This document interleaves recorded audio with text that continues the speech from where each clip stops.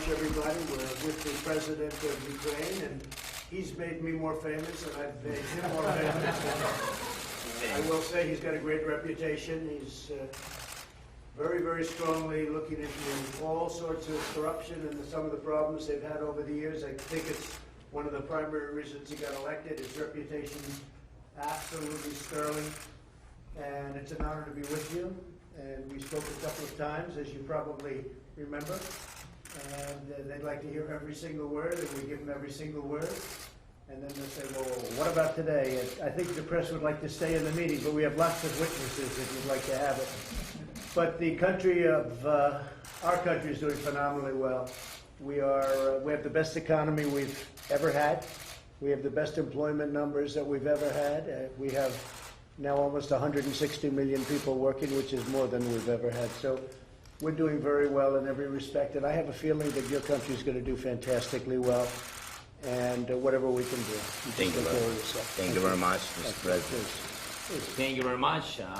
It's a great pleasure to me to be here, and it's better to be on TV than by phone. Yeah. Thank you. And Mr. President, thank you very much. And I'm not the first time, truly say, in New York. Right. But I know that you've never been in Ukraine. That's right. And your predecessor also, how to say it in English, didn't find time. Right. So can you give me a word that you will come to our great country? Well, I'm going to try. And I know a lot of people, I will say this, I know a lot of people from Ukraine. They're great people. And I owned something called the Miss Universe pageants years ago, and I sold it to IMG. And when I ran for president, I thought maybe it wouldn't be the greatest thing to own the Miss Universe and Miss USA pageants, but it's a great thing. And we had a winner from Ukraine. And we've really had, we got to know the country very well in a lot of different ways, but it's a country, I think, with tremendous potential. Yes, I know it, because I'm from that country. Right. And I want to thank you for invitation to Washington. Right. You invited me. But I think, I'm sorry, but I think you forgot to tell me the date. But I think in the nearest future. They'll tell you the date. Oh, yes, they know before us. And I want to thank you, especially, Mr. President, to USA, to your government. Like I said, that I know many people, many faces. It's like the second family after my Ukrainian family. We know each other. Thank you for your support, especially now when we have two wars in Ukraine. The first one is with corruption, but we'll fight. No, we'll be winner in this fight, I'm sure. And the priority, my priority, is to stop the war on Donbass and to get back our territories, Crimea, Donbass, Lugansk. Thank you for your support in this case. Thank you very much. Thank you very much, Mr. President. If you remember, you lost Crimea during a different administration, not during the Trump administration. Yeah, so you have a chance to help us. That's right. But that was during the Obama administration that you lost Crimea. And I didn't think it was something that you should have, but that was done a long time ago, and I think it was handled poorly. But it's just one of those things. One of the elements that we discussed is the United States helps Ukraine, but I think that other countries should help Ukraine much more than they're doing. Germany, France, the European Union nations, they really should help you a lot more. And I think maybe together we'll work on that. They have to feel a little bit guilty about it because they don't do what they should be doing. You're very important to the European Union. You're very important, strategically very important, and I think they should spend a lot more in helping Ukraine. And they know that also, and they actually tell me that, but they don't seem to produce. So I'm sure you'll talk to them, and I'll certainly be talking to them. Thank you very much, Mr. President. And now I want to tell you that we now load the new country. And I'm sorry, but we don't need help. We need support, real support. And we thanks everybody. I think all of the European countries which help us. But we also want to have more. But I understand. So only together, America and EU, only together we can stop the war. And you know, we are ready. We just want to tell that we are. Remember that we are the biggest country in Europe, but we want to be the richest one. It's true. It's in my heart. Well, you know, you have great people in Ukraine, and you have very talented people Very in terms smart. of manufacturing, in terms of some of the things they do. And we're doing trading already, but we should be doing a lot more trading with Ukraine. But you have very talented people. They make great things at the top of the line, really. So that's very important. And the other thing is I've heard you actually have, over the last fairly short period of time, you've really made some progress with Russia. I hear a lot of progress has been made, and just keep it going. It'd be nice to end that whole disaster.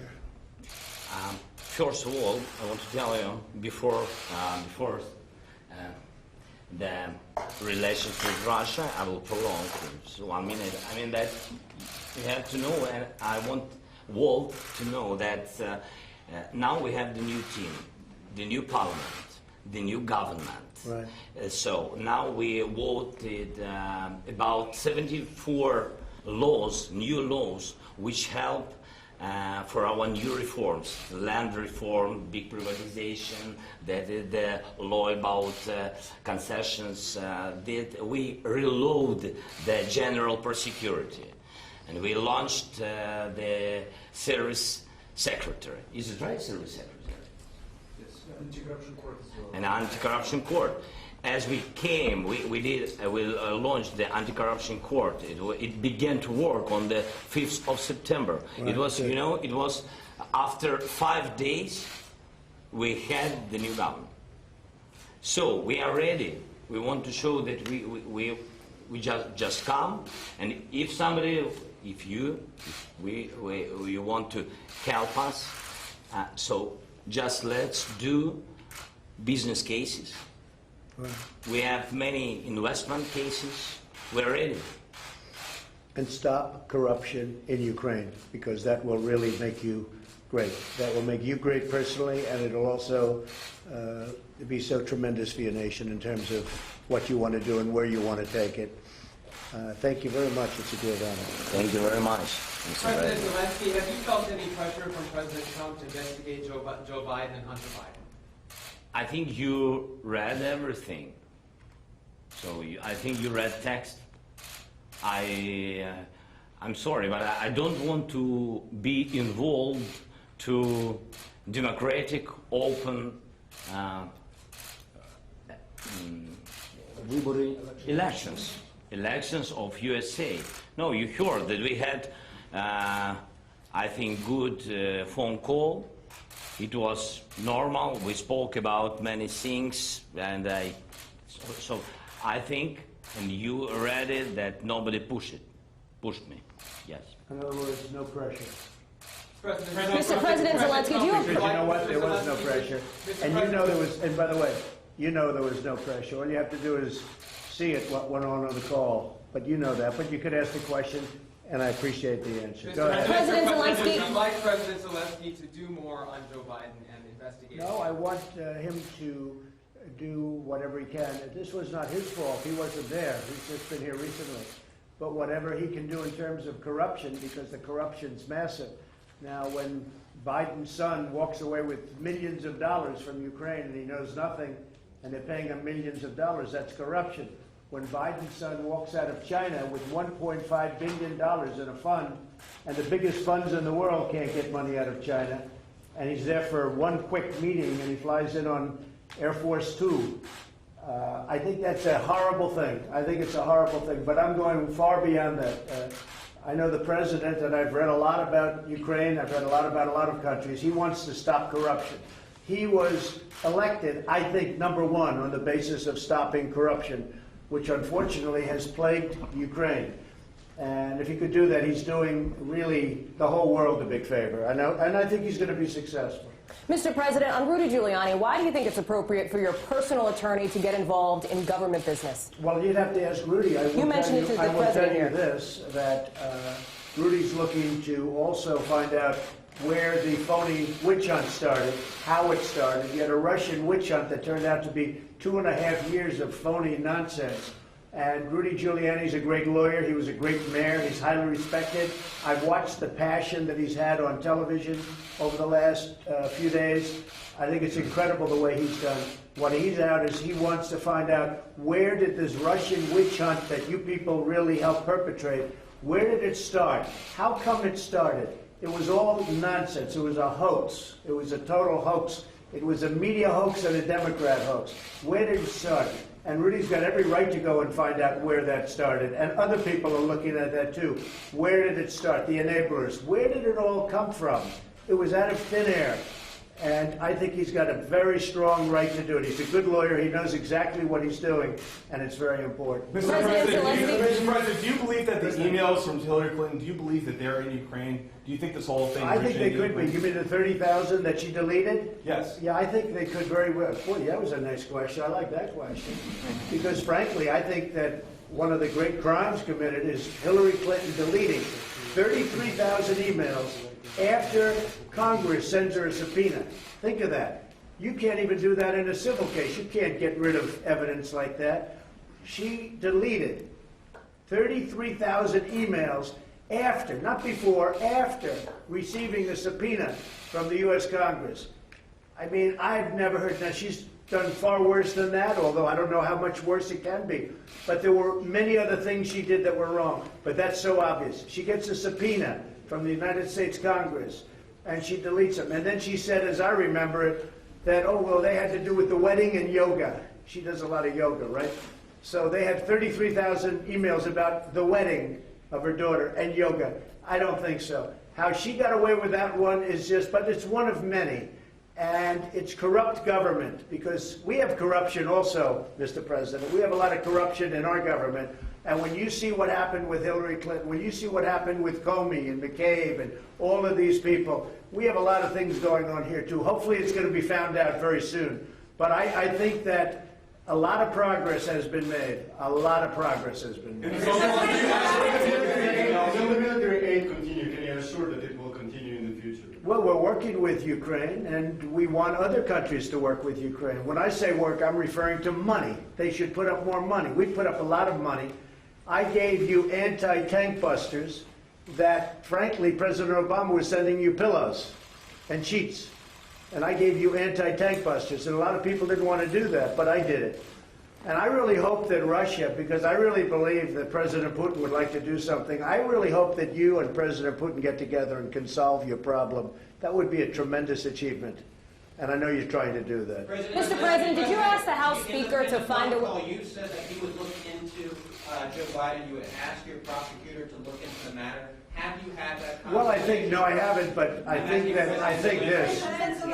that somebody, if you look at what he did, it's so bad. Where his son, he goes to China, he walks away with $1.5 billion. He goes to Ukraine and he walks away with $50,000 a month and a lot of money in addition to that. And the whole thing with the prosecutor in Ukraine.